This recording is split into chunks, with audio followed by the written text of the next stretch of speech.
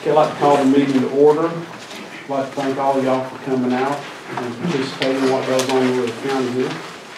First item on the agenda is our invocation and pledge of allegiance. I'd like to ask Todd if you would lead us in that, please. I bow again. Our most kind and gracious Heavenly Father, Lord, it's again at the end of another day that you let us live. We're so thankful, Lord, that you let us live to see this day. Our Father, we ask that you be with us in this meeting. Lead, guide, and protect us, Lord, on our journey home. We only pray in thy name. Amen. Amen. Pledge allegiance to the flag of the United States of America and to the republic for which it stands, one nation, under God, indivisible, with liberty and justice for all.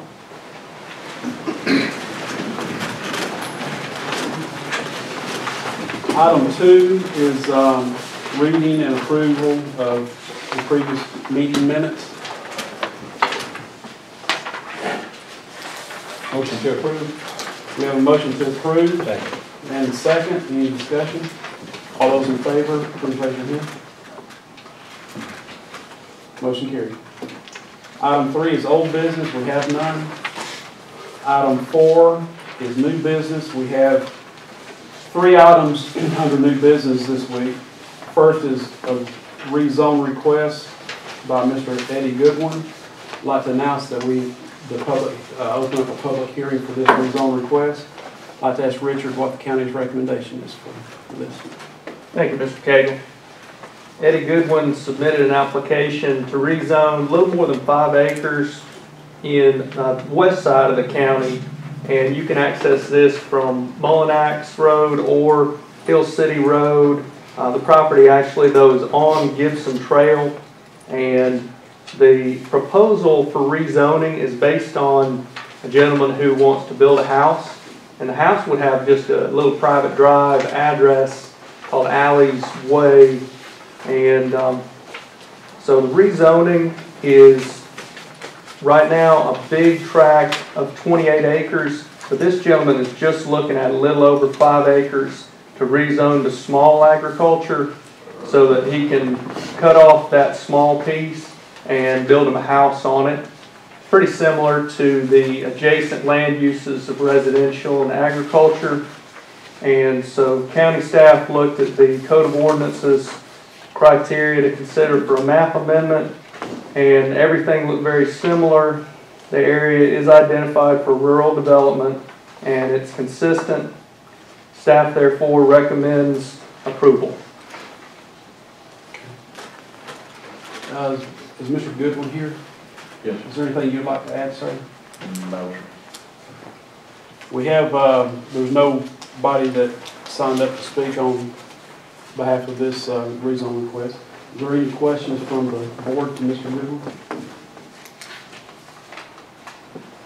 What plans have you got for the rest of the property? Nothing, sir. Just pretty much leave it like it is. Just one single family home. Just one is the only thing I'm doing. I mean, that's using it as my permanent residence. So, Thank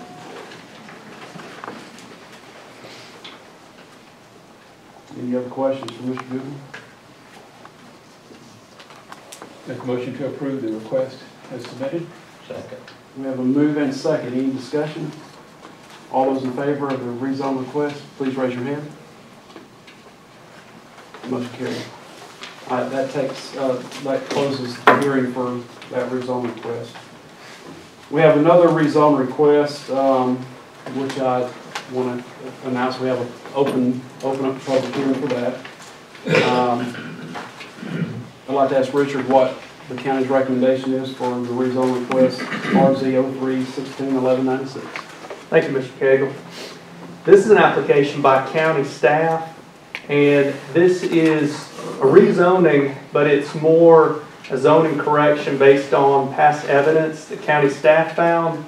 In December and January, county staff went through and looked at all the properties currently in Pickens County just to make sure, okay, we knew that they were already zoned a certain way, and we wanted to make sure that that was appropriate, and we also did not want to change somebody's zoning category or land use district if they didn't want to be.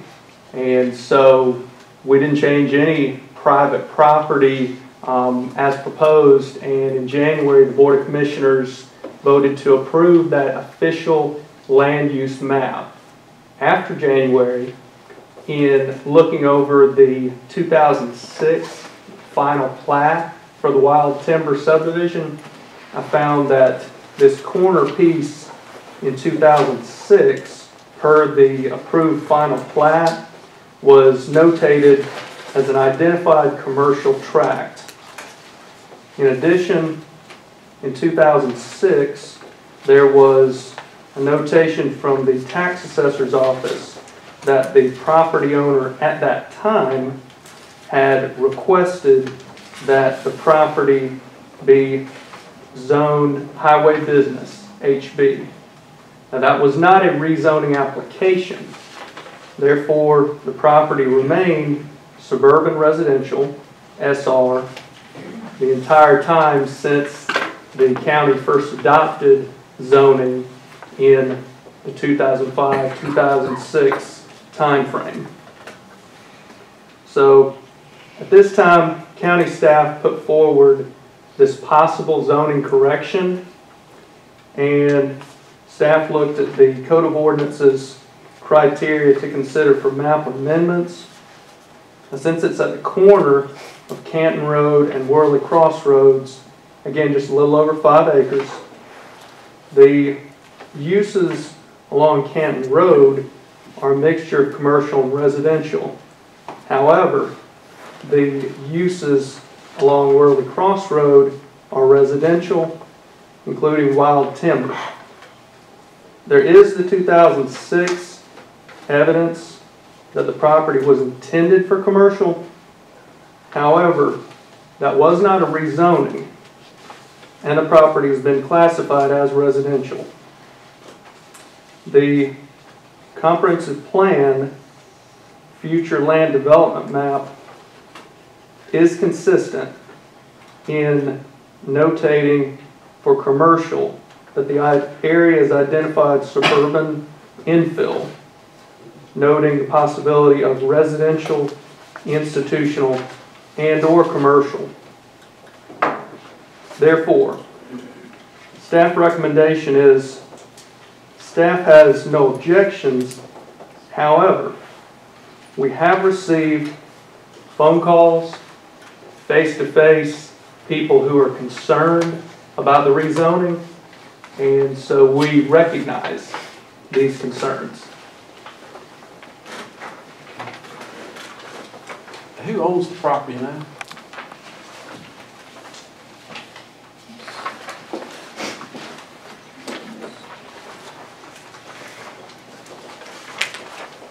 Taylor Weaver out of Cherokee County. And have you talked with Mr. Taylor, Councilman Taylor Weaver? Have you talked to him about what's being proposed here? I've met him once, and he signed the required property owner notarization. Anytime anybody's private property is proposed for rezoning, whether it's by a private application or by county staff, it must be signed, notarized authorization. I don't guess Mr. Weaver's here, is he? Okay. We have 3 people that would like to comment on this rezone request. I'd like to mention that you have 3 minutes for all of those that speak. Mr. Cavender, you're the first one on the agenda. Thank you. Thank you for giving me the opportunity to speak. And I want to thank Mr. Osborne. I talked to him on the phone the other day. He sort of clarified everything for me. I'm here for a selfish reason, I got to admit, because my property backs up to that property. And I'm concerned about a number of things. I'm concerned, of course, about if it is rezoned as a highway business, that eventually it might be sold and there might be some sort of commercial enterprise constructed there. And of course, selfishly, I wouldn't want that because of noise pollution and the lights from it or whatever, you know. But I want to speak on more on the community. I know you're probably familiar with that intersection, and I'm really concerned that if it is zoned commercial and something eventually is built there, that would cause a lot of problems. That intersection is a bad intersection. It's a blind intersection. Somebody almost hit me tonight when I was pulled out in the road. It would make it even more congested. It would cause a lot of problems, I think. Possibly traffic accidents, maybe the safety of the children in the communities there. There's actually, if you think about it, Wild Timber is directly impacted, but also Logan's Run, Ivy Ridge right close by, and maybe not so directly at Riverstone right down the road. So that concerns me. I know it would affect property values, but I don't think a lot of things we do locally affect property values. I think it's the idiots in Washington that cause property values to go down more than anything else. But anyway, that being said, I know that's another aspect of it too that I'd like for y'all to consider. What I would like to say is, and Mr. Osborne talked to me and clarified it, he said that nobody's really interested in building there. It's just something that the county wanted to do. And I'm going to use an old adage, if you don't mind.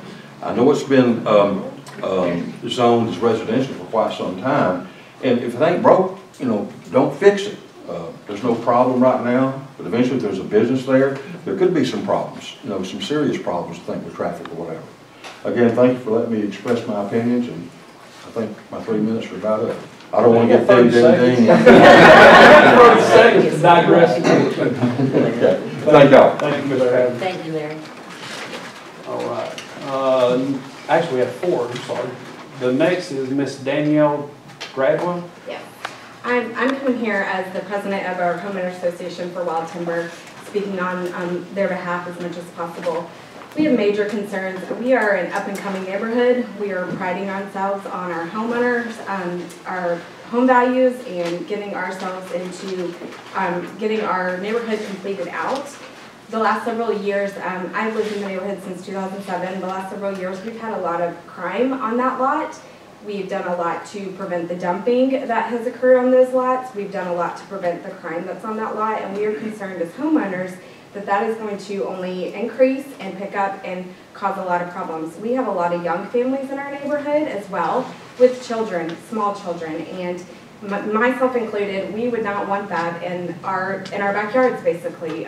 We are really trying hard to make our neighborhood very sought after, and we feel like this is really it might not decrease our property values as much, but it also would potentially potential homeowners, as they would not want to see that, as it would be an eyesore to not only the community, but to those homeowners directly affected by it. So, thank you very much. Thank you. Thank you again, yeah. All right, next is James Gist. Gist. Thank you, I appreciate it. I was just going to state some of the ordinances that y'all had in your Pickens County. I think it's 6718 on highway business, 2 single family, that it was something that would be detrimental in your book, 2 single family, and having that part of it, because mainly the biggest problem is the automotive vehicle becomes priority over the resident or pedestrian that's in that area. The other thing is that it's also shown that it is detrimental to the public and to the property values of Wild Timbers. That was the only thing. I was just taking that part of it out as far as land planning and that part of it. And I understand getting your land use and all that entity up to spec, but it's still single family right now, or single residential. It should remain that, because the acreage size, you couldn't build a proper buffer or separation zone between Wild Timbers and that property if it did go commercial. And that was basically all I wanted to say. Okay, thank you. Okay. Thank you, Jim. Next is Mr. Matt Hill. I think, I don't have a whole lot to say that anybody hadn't already said, but if you go around that property and you see play sets, right, there's a safety concern, there's a traffic concern, and you know, my property butts up that property. Also concerned is setbacks from that think they're 15 foot from what I understand, that may not be right. Drainage, it's a hilly piece of property, where's all that water gonna go? How are they gonna handle that? So I think everything's been said that needs to be said, but I just wanted to put in my 2 cents. Thank you. Is there any questions? Richard, so if we were to follow the staff's recommendation, that would open this property up to what? And what could be built there?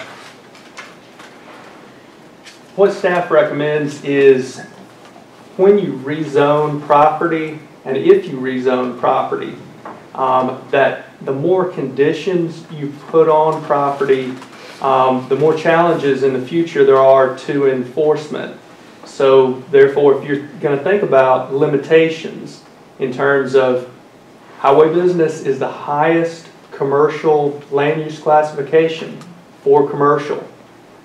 That could be anything from a corner gas station to a used car lot to a service establishment to retail to restaurant, to any other thing auto related. I mean, there's a variety of things. So if you're concerned about opening up a Pandora's box of uses, then a step down, but still commercial, would be neighborhood commercial, which is medium commercial and is much more limited. If you're just concerned in general about the fact that a commercial zoning district allows for a variety of things and residential is primarily low impact, then you may want to take that into consideration. How much right of way does the county own and state own? I don't know how much right of way on Worley Crossroads and then Canton Road, and that's old Highway 5. I don't know if that's still DOT maintained or not. Mr. Landrum may have some input into that question.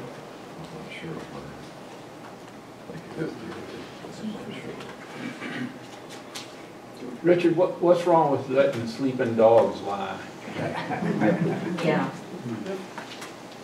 That's a good question. And, what staff is doing is we're looking all over the county to see if, whether in the past or in the present, if corrections need to be made, and they may not.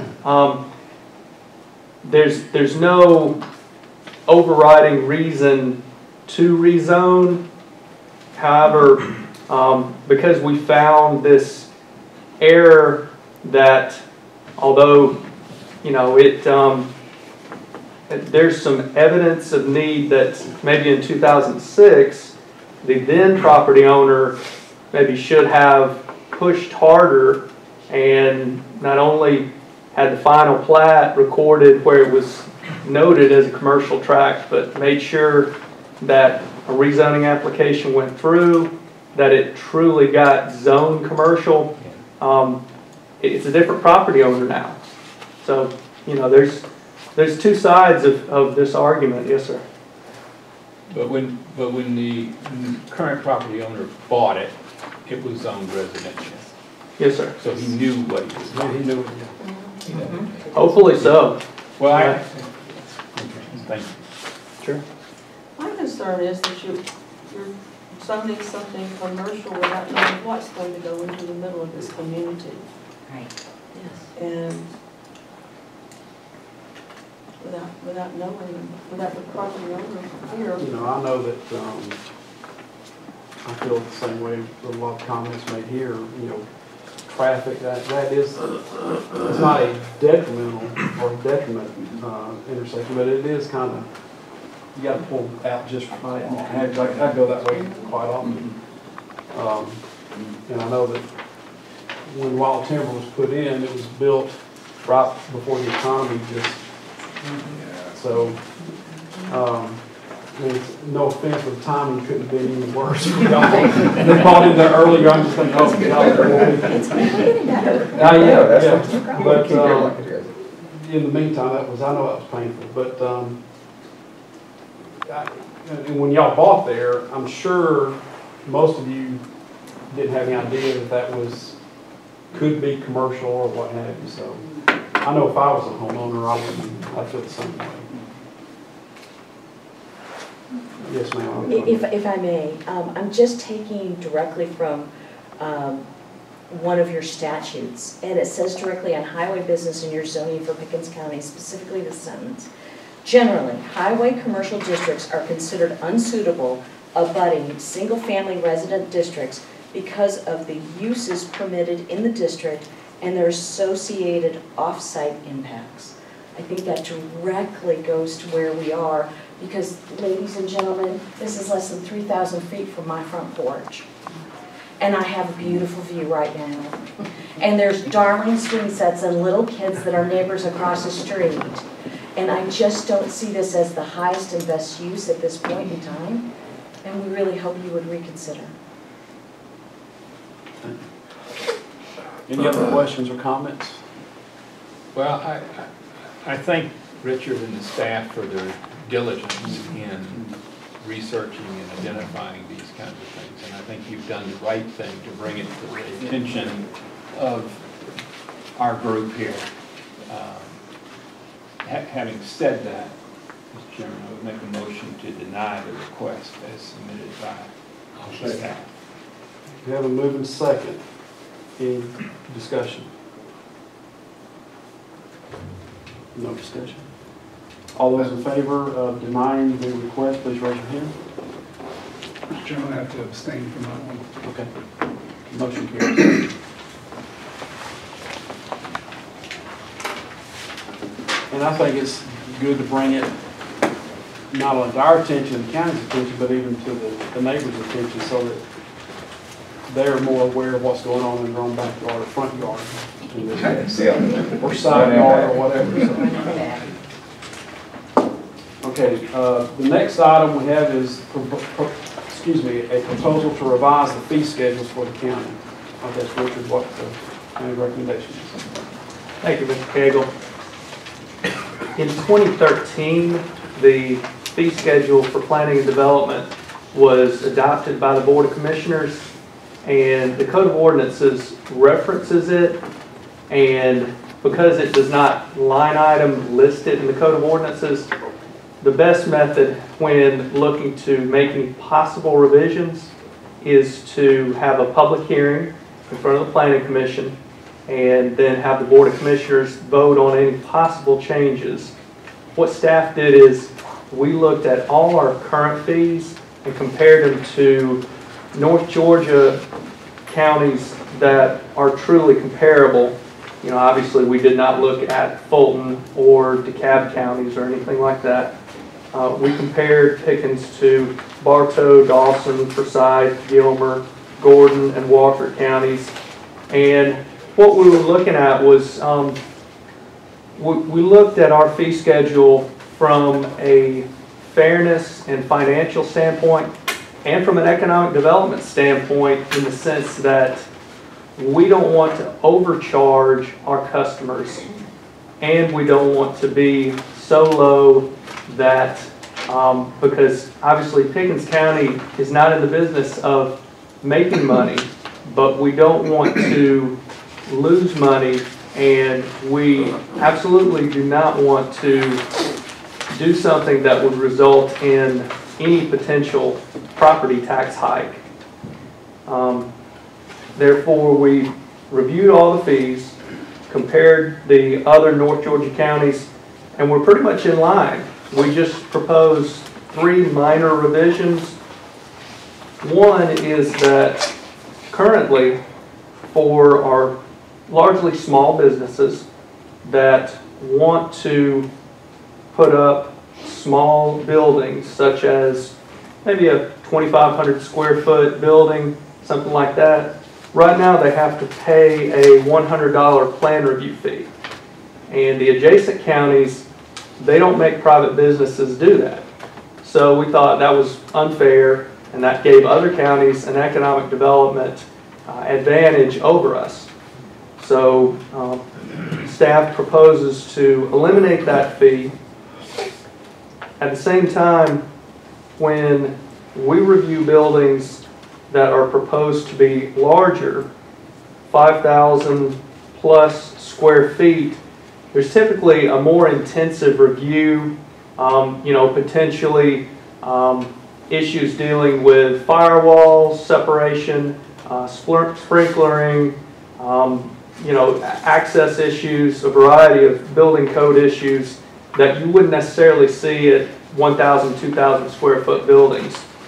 So instead of having a plan review fee at 15 cents per square feet for 10,000 and greater square foot buildings, that plan review fee would apply for 5,000 square foot buildings and greater.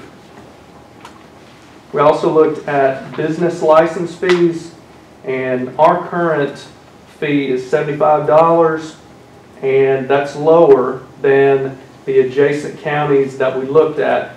So we just proposed to increase that from $75 to $100.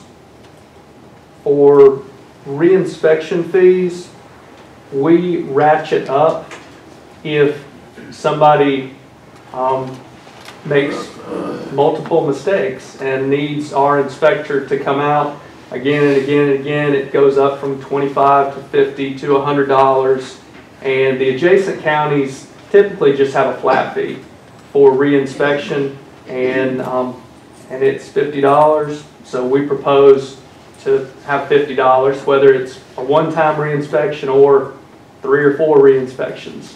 Each one's $50. Yes, sir. So in your packet, you've got the other North Georgia counties, and staff recommends that the 3 minor revisions be approved and that the entire fee schedule be readopted. So, Richard, when you modeled this versus the past, was it revenue neutral? Was it revenue? I mean, how did it impact the amount of dollars collected? Because while you say we don't make money, the goal is to cover the cost, right? The cost of the office and administering the inspections and that sort of thing. It is, but it's also, as I mentioned, to from an economic development standpoint, not be too high in the fees that we charge.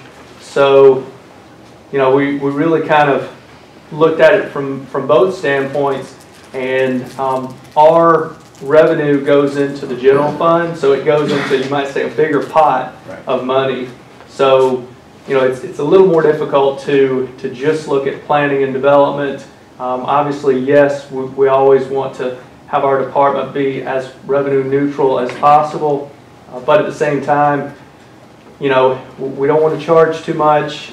It depends on how the economy's doing. I'm very glad to say that we just completed our monthly review for March, and compared to March 2015, we had a great March 2016. 13 traditional stick-built houses instead of 4 in March 2015, and our total revenue was more than double compared to March 2015.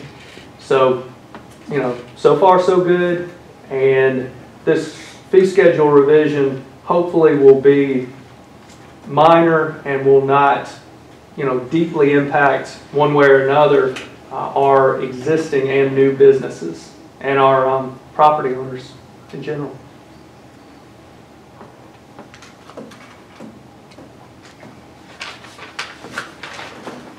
Any further questions? Going to work on my bid. Do what? Going up on my bid. I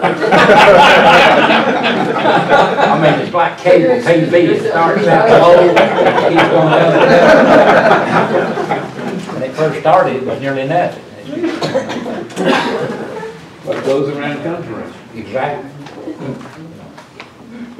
You got to switch from dish to something. That's right. Any other question? Do I hear a motion? I'll make a motion that the changes be approved. Second. Have a motion and second, any discussion? All those in favor, please raise your hand. Motion carried. Closes that public hearing for item C. The next item is board comments.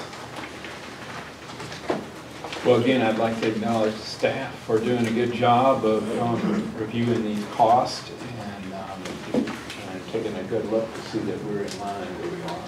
And I thank Richard for that. Thank you, Richard. Any other comments? The next item is public comments. Is there anything anybody in the audience would like to comment on? Just Thank you. Any other comments? Very much. We really appreciate it. Good Great job. And you're going to get reelected if you want to. We're appointed, so. Good work. Pickens is a great place to live. That it is. Well, that is. It just because great people live here. So. The last item is adjournment. Do I hear a motion to adjourn? A second? Second. Any discussion? All those in favor, please raise your hand. Meeting is adjourned. Thank you all. Thank you. Thank you.